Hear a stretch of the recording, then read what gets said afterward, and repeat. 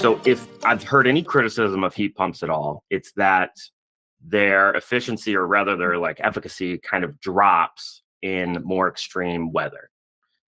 Is that truth? Is that something that people are sort of misinterpreting the facts there, or is that a reality? And if so, what's the workaround to that? So it is true. The efficacy does drop as the temperatures get colder. It's harder to pull heat out of the air.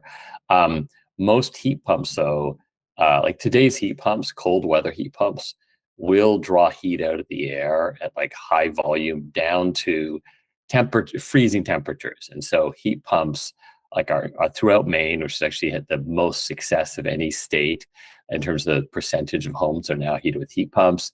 They exist up here in Canada where I live. So they're really within the continental US, there isn't a place where heat pumps can't deliver your heat. Gotcha.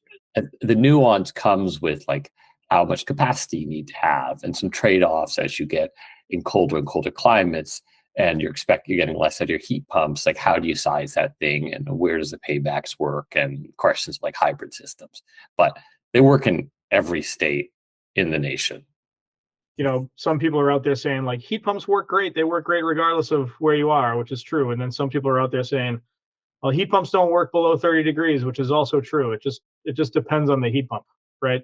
The real key thing is when you are looking for a heat pump, you need to look for a climate appropriate heat pump.